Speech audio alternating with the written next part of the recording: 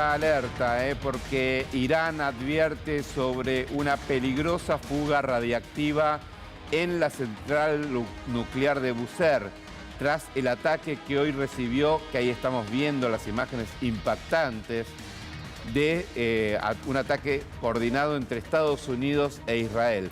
Esta central nuclear, la de Bushehr, está en peligro desde hace mucho tiempo y este es el cuarto ataque que recibe desde que comenzó la guerra hace poco más de un mes. Esa es la central nuclear. Es la central nuclear civil, de uso civil, la única que estaba en funcionamiento ahora a raíz de todos estos ataques allí, que está pegada al Golfo, está sobre el Golfo Pérsico y que fue alcanzada por un misil arrojado por Estados Unidos e Israel en forma conjunta, provocando lo que ustedes ven a la izquierda. Primero, una gran nube de humo que se ve allí y la destrucción por completo de esta central nuclear por este ataque. Esta central nuclear data del año 1973, fue levantada por Rusia y de hecho había personal ruso en la central nuclear que inmediatamente el gobierno de Rusia decidió que se vayan de Irán, justamente por este riesgo, y hay una persona fallecida a raíz de este ataque. La novedad tiene que ver con esta alerta lanzado por el gobierno de Irán diciendo hay riesgo radiactivo serio. Esto es lo que ha dicho el gobierno de Irán.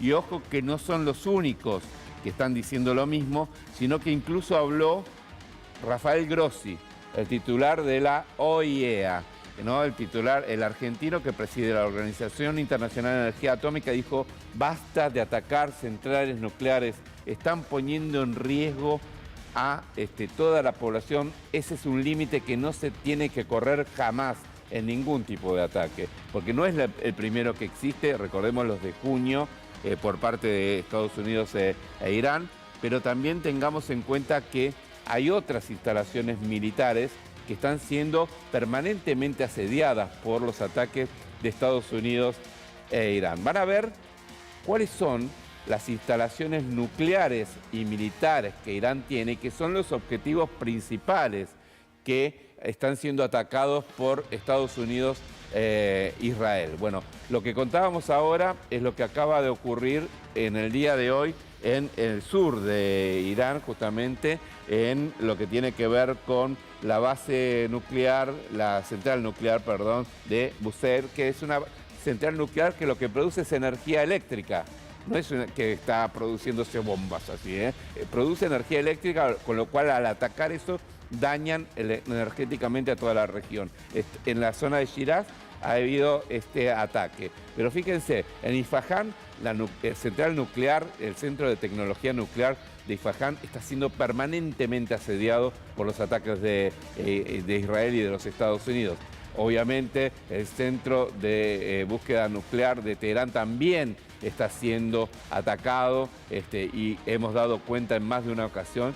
Y obviamente las miradas están puestas en Natanz, que fue la central nuclear que fue atacada en su momento en junio y ahora volvió a ser atacada en Fordow, esa central nuclear que estaba bajo la montaña, que también fue atacada nuevamente así. La de Kondab también, que fue atacada, que ahí atacaron justamente lo que tiene que ver con las aguas pesadas en Kondab. Pero bueno, los riesgos radiactivos están extendidos porque son frecuentes los lugares donde, obviamente instalaciones nucleares y militares de Irán que están siendo objetivo una y otra vez por parte atacados por Estados Unidos e Israel, ahora con la novedad de lo que pasó hoy en Bushehr. Es peligrosísimo esto, ¿no? Realmente, Gabriel. Sí, porque no sabemos cómo sigue la escalera de la escalada, ¿no? O sea, estamos en un proceso de escalada permanente y donde se empieza a comprometer cuestiones muy sensibles. Para entender esto tenemos que también observar que primero es una advertencia de esto de vamos a llevar a Irán a la edad de piedra. La cuestión que me parece que está en juego acá y que Estados Unidos adoptó en ese sentido el objetivo de Israel es debilitar estructuralmente a Irán.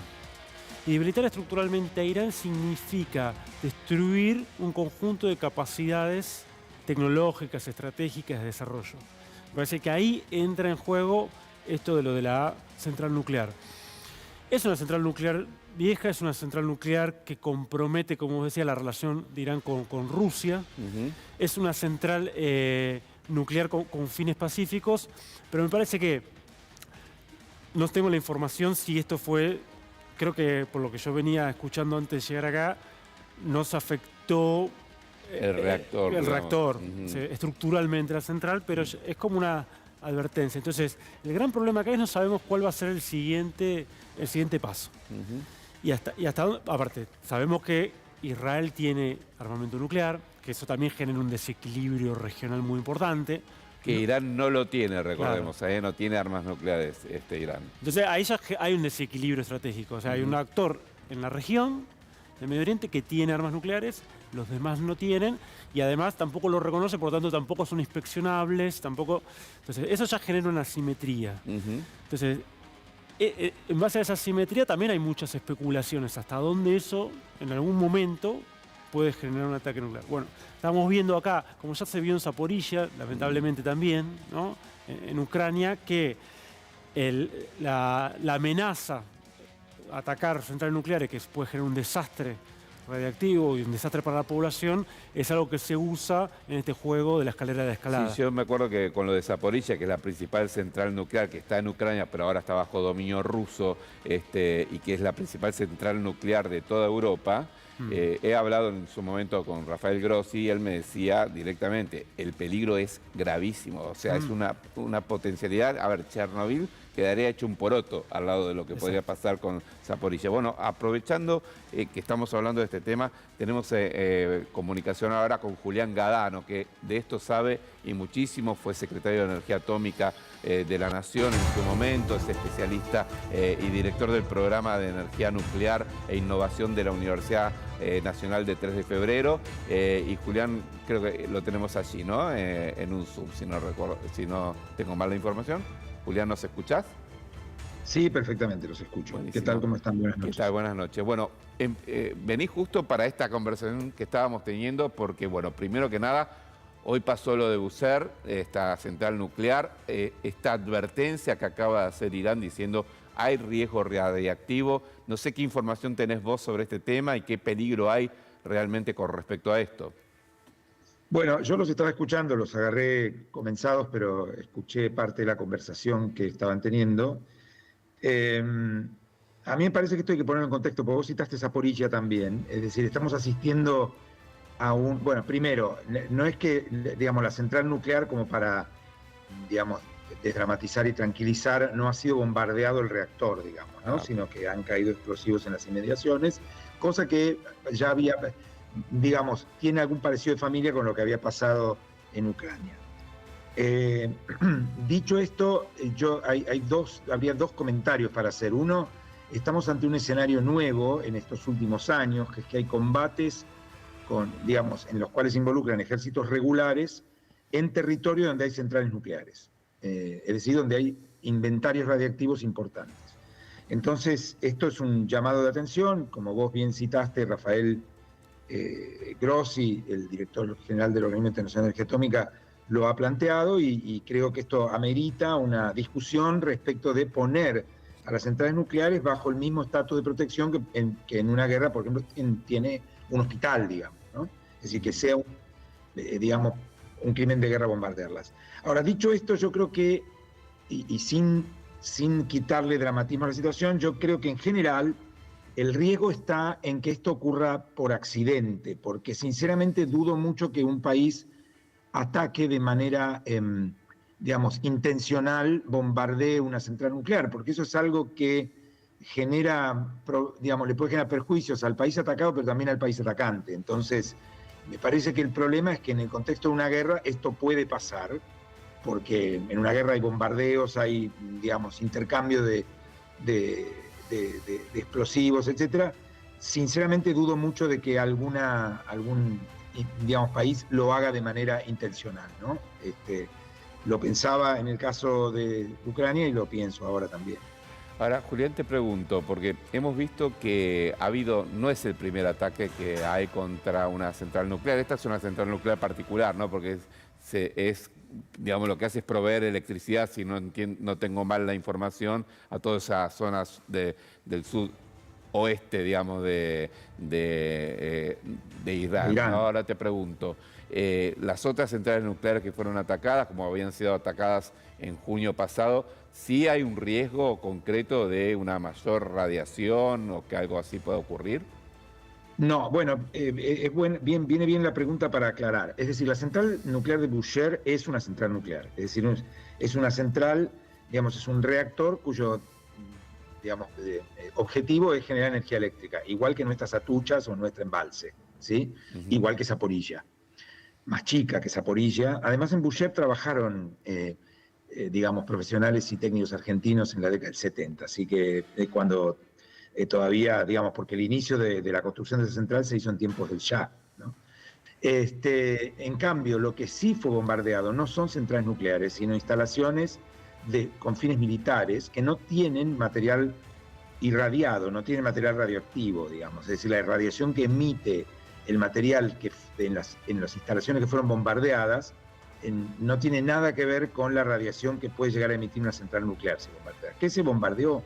En su momento, y eso sí, se bombardearon porque hubo intención por parte de Israel y Estados Unidos de destruirlas, 2 plantas de enriquecimiento de uranio, que es un paso muy necesario para una bomba nuclear, y una planta de conversión, digamos que es un paso necesario para enriquecer uranio, de conversión de concentrado de uranio a un gas que se llama hexafluoruro de uranio. Entonces, esas 3 plantas, 2 de enriquecimiento y una de conversión que están en Natanz, en Fordow y ahora no recuerdo, y en Isfahan, Sí.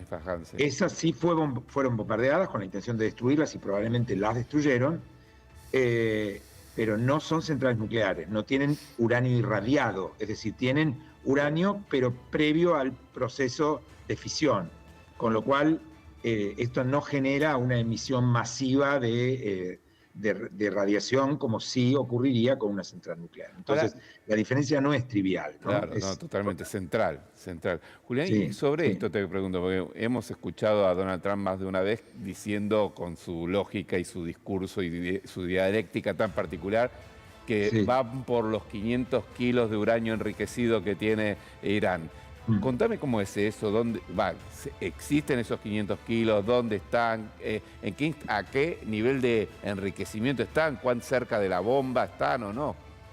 Bueno, sí, digamos, si yo supiera dónde están, pasarían 2 cosas conmigo. Te estarían buscando. Posibilidad seria de enriquecerme, sí. Por un lado, tenía posibilidad seria de enriquecerme y por otro lado, mi vida estaría en riesgo. Así que, suerte no lo sé. Pero creo que nadie lo sabe, y quizás ni siquiera los iraníes, porque, bueno, tal vez los bombardearon. Digamos, lo que se especula es que, digamos, los iraníes lograron sacar ese material. Para aclarar a la audiencia, digamos, el uranio enriquecido es aumentar la proporción del isótopo fisionable en el material. Esto es del isótopo 235, ¿sí?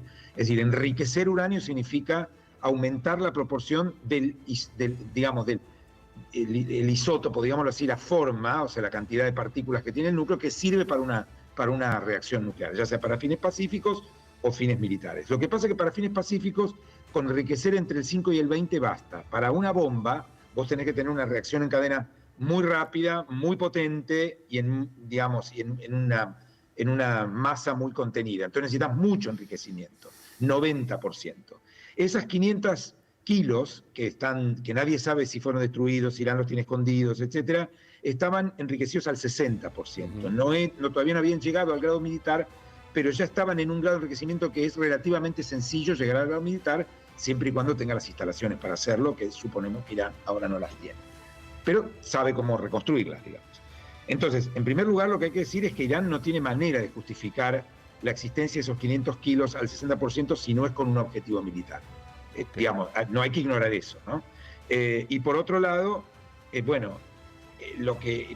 evidentemente lo que la información nos indica es que tanto los Estados Unidos como Israel lo que quieren es tomar ese material, no porque les interese tenerlo, porque tanto Estados Unidos como Israel tienen uranio enriquecido, sino para evitar que A, quede en manos del régimen de los ayatolás, o B, aún peor, termine en un mercado negro que nadie sabe cómo termina eso. Entonces, efectivamente, cuando el presidente de Estados Unidos dice vamos a ir a buscar ese uranio, está diciendo sí, nos importa saber dónde está. Ahora, de ahí a que puedan buscar, va a ser imposible que lo encuentren sin meter gente en el territorio, lo cual es de un riesgo importante, digamos, ¿no?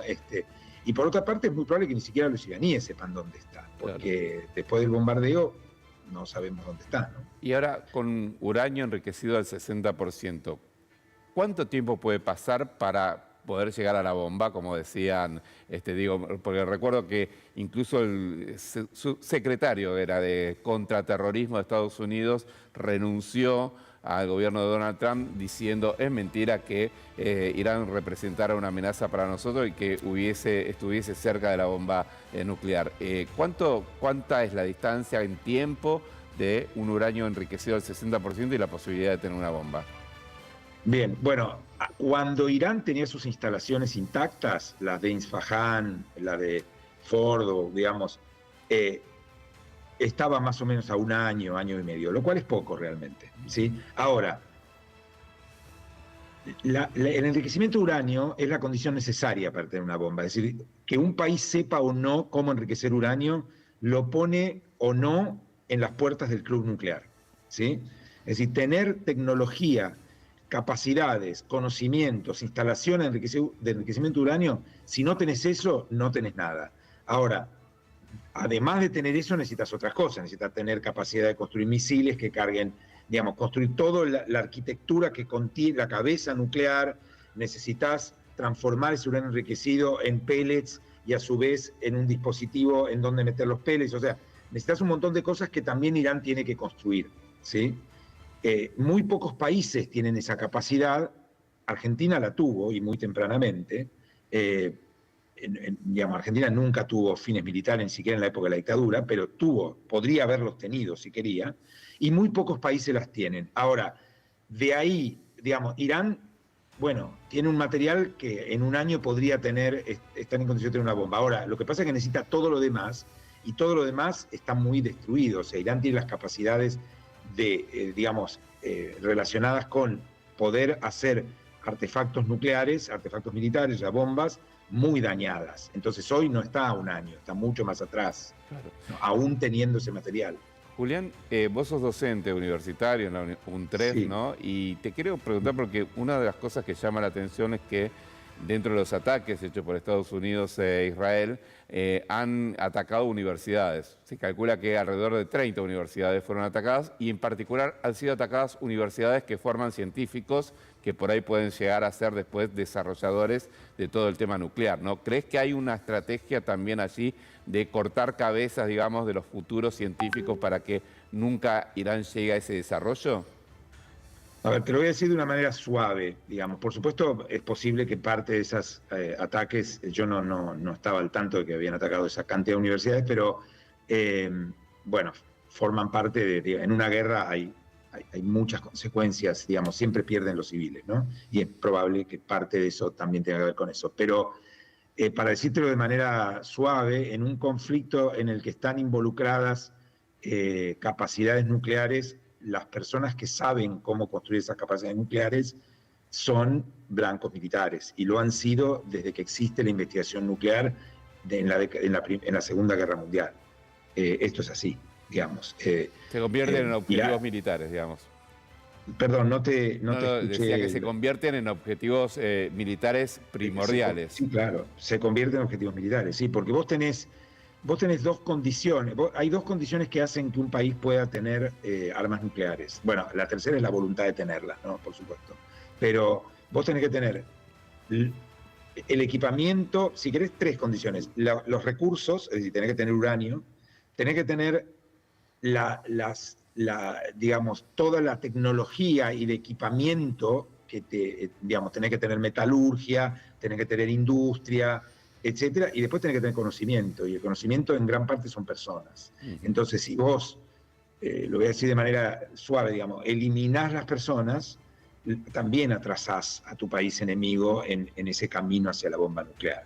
Es decir, vos ten en cuenta que para Israel, que Irán tenga armamento nuclear, o sea, una vez que un país tiene armamento nuclear, ya no vuelve atrás, diga, el caso de Corea del Norte. Entonces, si vos tenés un país, digamos, para Israel, que Irán tenga armamento nuclear es condición de supervivencia, digamos. El vínculo que tiene Israel con ese tema, incluso es mucho más fuerte que el que tiene Estados Unidos. Por eso Irán, al que busca desgastar desde el punto de vista de los costos de audiencia de la guerra, es Estados Unidos, no a Israel, porque Israel no lo desgasta. Israel está, digamos, muy comprometido como Estado en este conflicto. En cambio, Estados Unidos, si el petróleo está a $150 de un año, bueno, la sociedad civil se va a cansar, digamos, ¿no?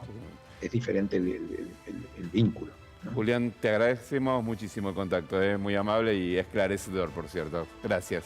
No, por favor, gracias a ustedes. Hasta luego. Buenas noches. Bueno, Julián Gadano, ¿no? Nos explicaba un poco desde su conocimiento lo que tiene que ver con toda la amenaza nuclear en torno a todo esto, tratando de tranquilizarnos un poco, que viene bien en este contexto, pero sabiendo que es un tema delicado. Alerta de último momento.